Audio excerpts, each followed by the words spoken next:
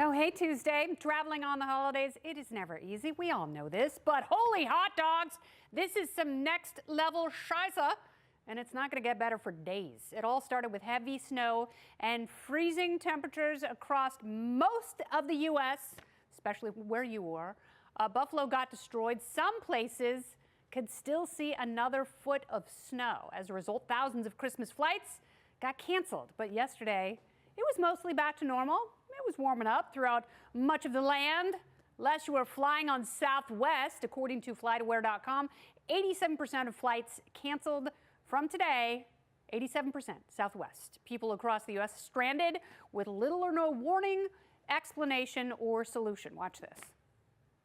Once again, our next available seats for rebooking customers at this time is at the 31st and beyond.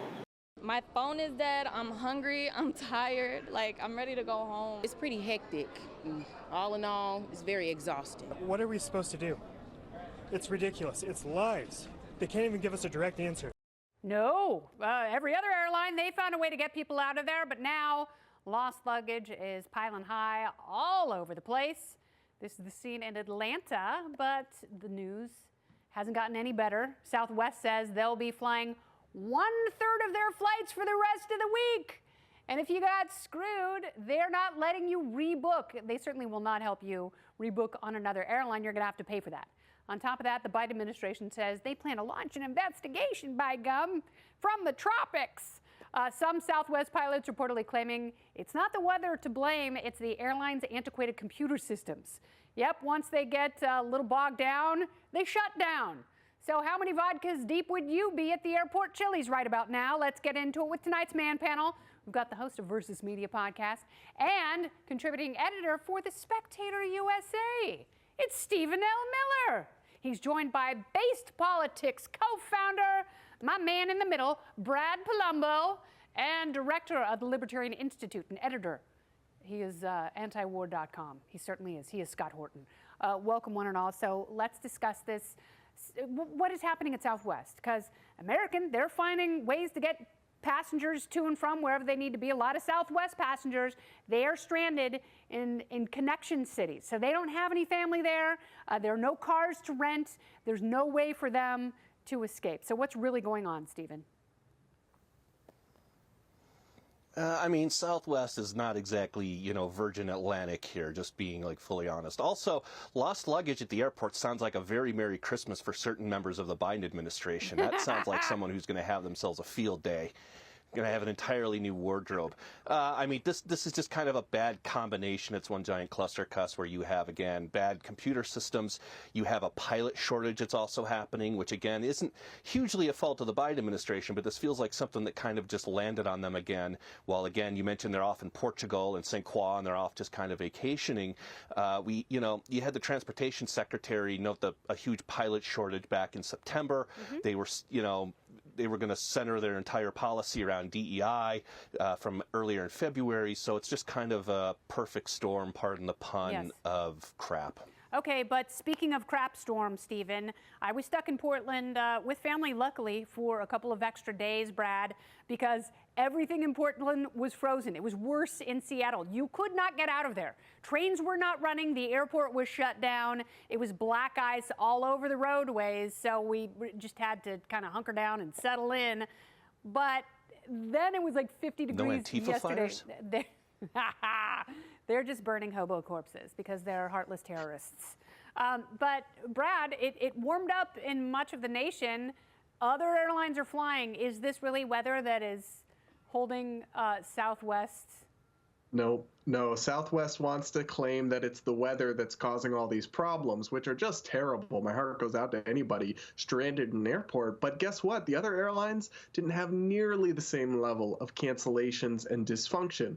No, the reason this is happening to Southwest is there are a few factors, but in part because of their really antiquated personnel staffing system. Mm-hmm. They had this old software. They've been warned, and they didn't upgrade it. And when there was a surge in demand because of the storm, it crashed. And now they're having to manually call in on the phone a bunch of this scheduling stuff, and it's created absolute chaos, screwing over customers. This is the kind of thing that should ruin a business. They should, if not go under, have serious repercussions for this. Yeah. But unfortunately, Kennedy, they won't, because we have propped them up with billions of taxpayer dollars in bailout after bailout. We've regulated the airline industry to the point where there's very little, huge barriers in the way of new competitors. So I think Southwest may just get away with this one. And for that, we have more to blame than just the company. Yeah, the last time this happened, it was just over a couple days, and it cost them $75 million. But to your point, Brad, they got huge bailouts during the pandemic so they could stay afloat.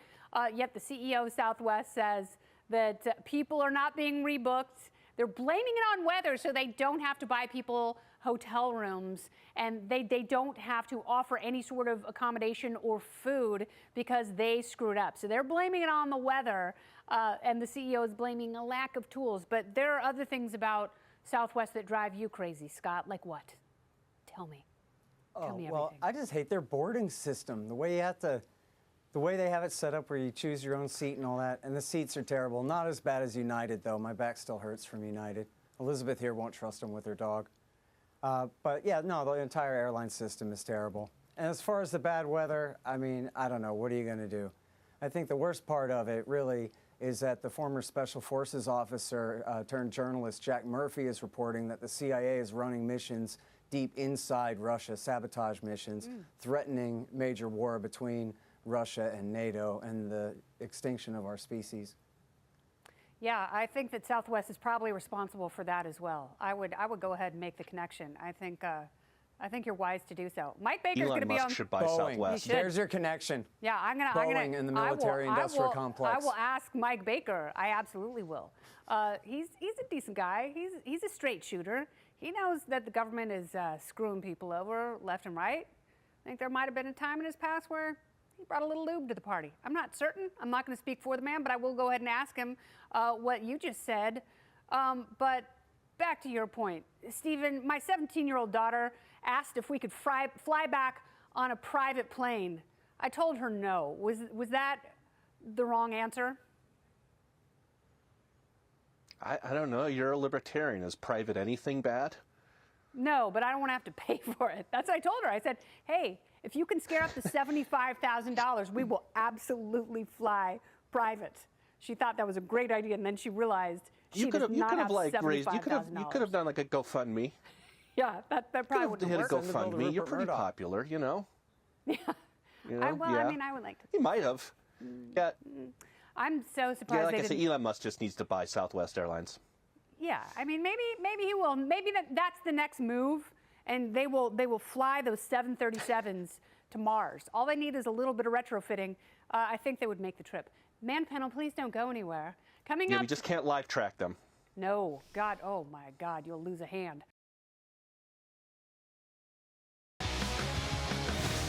Call him the talented Mr. Santos. Grr. A Republican who just got elected to Congress now admits to lying about parts of his resume. New York Congressman-elect George Santos fabricating details about little trivial things like his education, previous employment, even his religion. But Santos still claiming he's not a fraud. Watch this. Did I embellish my resume? Yes, I did. And I'm sorry. And it shouldn't be done. And there's words can't express 100% how I feel. But I'm still the same guy. I'm not a fraud. Yeah, you kind of are. Santos says he still plans to take his House seat next week. But should he stay or should he go now? The Man panel is back. Stephen L. Miller, Brad Palumbo, and Scott Horton. Why do I like this story so much, Stephen L. Miller? You are an analyst of media and all of these things that pour out of the New York Times and other gutters. So, but I do adore this story very much. Yeah, I mean, there's some funny things in here when he said, you know, I never meant that I was Jewish. I just meant I was Jew-ish, you know. And so there is like some funny things in here. And all I based on everything I know about George Santos, he looks like he's pretty much on the fast track to becoming president in about 40 years, based on how many biographical holes he has. I'm not going to defend him, but our media, getting a hard on of trying to get this guy thumped out of office, while kind of letting the guy at 1600 Pennsylvania Avenue, who just lied last week about giving his uncle a Purple Heart, and they all just kind of let that one skate, or a senator from Massachusetts powwowing her way into a Senate seat. This is a reason why our media is circling a toilet bowl. There is a double standard here, and you don't have to defend George Santos here to point that out. He's going to be seated, and there might be an ethics investigation, and there might be some problem with some FEC filing forms.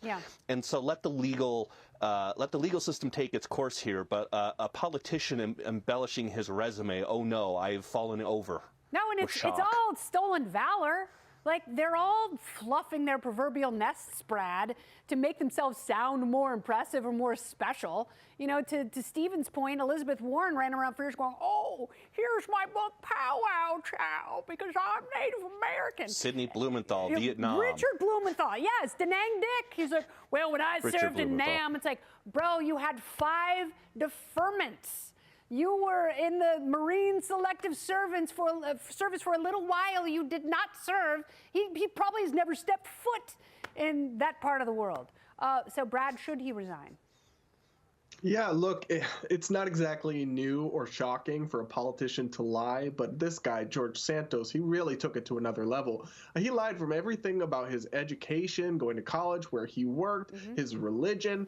And I'm left wondering now, Kennedy, one of his claims to fame was being an openly gay Republican. I'm wondering if he's actually gay, because now I'm questioning even that aspect of what he said. So I'm going to have to check his browser history so we can know for sure. Yeah. But in all seriousness, I think he probably should resign, because I just don't know how any constituent could trust anything he ever says again, although we probably shouldn't be trusting anything coming out of a congressperson's mouth regardless. No, don't they all lie, Scott? Not about being gay. I don't care what you do and who you do it with, Scott. Just he's gayish. Make the government smaller and less intrusive. Go ahead, Scott. Break it down. Yeah, they lie when they deny being gay, I think, most of the time. But, I think that's the whole thing. This guy lied about everything about himself, but it seems like the party leadership must be confused about what's the big deal at all. They all lie about everything from morning till night. That's the whole game, is lying, so you can have power and money and get away with murder. Yeah, Isn't that the job? Yeah, that's exactly what they want to do. I mean, I don't see a Clinton after his last name, so I don't know about that very last part. Stephen, did you want to add something, dear? No, I just said Ted Kennedy. Oh, I thought you were saying my name because you wanted to insert an exclamation point on there. No. Back in the day, Joe Biden actually one. had to drop out of the presidential race in 1987 because he lied so bad about his college education and had plagiarized a speech and all of these things. But standards have fallen a lot since then. He's the Forrest Gump of notorious liars in Washington, D.C. This is a guy who's just fabulous at every single part of his bio to the point where the media just goes, he's talking to the lamp again. And so, again, when CNN reporters are trying to grill every single Republican leader over a random House member in New York, they need to politely grab him by the shoulders and point him in the direction and give him just a little push in the direction of the White House. Yeah. So these are, again, it's not defending Santos. In New York? Yeah, no, that's the other thing. Not hard to do. Pretty incompetent Democrats in New York. There were some very close races here in New York, and all the polling showed like, hey, man, I know this is a blue state, but they're getting real pissed off here. And none of the Democrats went, let's look into George Santos' background for a little bit. That is lazy. They had plenty of money, but I still think the story is very funny. Because I agree, they all lie. I don't trust any of them as far as I can throw them. And that George Santos is made of lead, so I can't throw him very far. He's not the only politician having a rough year. With just a few days to go until 2023, woo! FoxNews.com breaking down the biggest political losers of this year. The top 5 include Stacey Abrams, Beto O'Rourke, former President Trump, Sean Patrick Maloney, and Herschel Walker. So who's the biggest loser of them all? And is there anyone else who deserves an honorable mention? Scott, I'll let you start. Oh, well, I'm going to have to go back to the President of the United States. Worst president since Harry Truman. has us closer to nuclear Armageddon than any time since 1962, and that one was arguably the Soviets' fault. This fight was provoked by the United States, and they have adopted from the very beginning the doctrine that they do not want to negotiate a peace at all. They want to prolong the war to weaken Russia, and the fate of all 8 billion of us now hangs in the hands of this absolutely incompetent person who it seems like has really no internal pressure inside the government trying to stop him either. The chairman of the Joint Chiefs of Staff spoke up about 6 weeks ago for a minute, and that was it. So he's definitely the worst. And then just overall on the list of losers that you mentioned there, I mean, I think, as George Carlin said, this is the best we can do, folks. And it's really a shame. The real problem is that government has so much power that people are willing to fight, to steal elections, to falsely claim elections were stolen, to do anything they can to hang on to that power, to prevent the other side from getting it because of how much is at stake. If you truly understand freedom in markets, and you understand it doesn't have to be this way at all. So on the list, Brad, I don't know if I was more excited to see Stacey Abrams or Beto O'Rourke lose again, but somehow I worry neither of them are going to go away. Why does that happen? Why does constant defeat equal ubiquity in our culture? I don't know. It seems to be this unique thing in politics where you can keep failing upward. I mean, Stacey Abrams, before you know it, she'll be rewarded with a CNN contract. She'll write another book. They'll continue to parade her around despite her contradicting everything they've said about election denial by denying the election and losing twice. Same with Beto O'Rourke. I mean, these people are serial losers. And I have to say, some of the biggest political losers of the year, just in general, have to be Democrats, especially people like Maxine Waters and all these Democrats that actually were in league with FTX and Sam Bankman-Fried. I just can't imagine a bigger joke than being a progressive Democrat and saying you stand up for the people. And meanwhile, you're BFFs with a guy running a Ponzi scheme and ripping off countless Americans. What a joke, and they deserve the biggest L that in recent memory, because that's all gone down in flames. So, Stephen, are you surprised that the media isn't covering the intersection between SBF and some of these Democrats who were crafting legislation that benefited him? No, even New York Times is still running for this guy. As yesterday they had a piece about how, sure, he defrauded, investors out of billions of dollars, but at least he was a good white-collar criminal in the Bahamas, unlike the violent criminals that are kind of wandering the streets. And so this is going to be a long saga. This is still going to go on for a few years. As for political losers of the year, it's hard to top Kanye West here while we're, doing this. The guy went from being a billionaire to being like a second-rate villain on a season of The Boys. And so that would probably be my nomination. You know what? He paid for the shovel and he dug his own grave. Hard to top. Yeah, no, well, Whoopi Goldberg, she's trying to make the podium as well. So good luck to all of you're them. going to see you're going to see Stacey Abrams slide into that seat here probably to accentuate Brad's point. Well, I hope that is not the case because anti-Semitism is real, and apparently so is the clown show, if this list is to be believed. Scott, one of the names we didn't mention, Donald Trump. Do you think that his presidential campaign is going to get any traction? Yes, I think it is, and as long as I have the opportunity, I'd like to ask a favor of Stephen Miller. When you guys are back in the White House, would you please end the horrible war in Somalia? That's it's the wrong Stephen Miller. War. This is Stephen L. Miller. I'll see Kennedy, I'll see what I can do. I'm sorry, I got no monitor here. I'm still busy building the wall. No, I'm still busy trying to build the wall on my own time. I have my own people down there. He's got some stickum and some Flex Seal. I got hair treatment. I'm trying to look less like the sloth guy from Seven. Yeah. So I'm working here. He's doing his damnedest. So He absolutely, Scott. Consider it done. Stephen, Brad, Scott, man panel. Thank you for a luscious Tuesday. It's been great. Coming up, David Koresh didn't kill himself.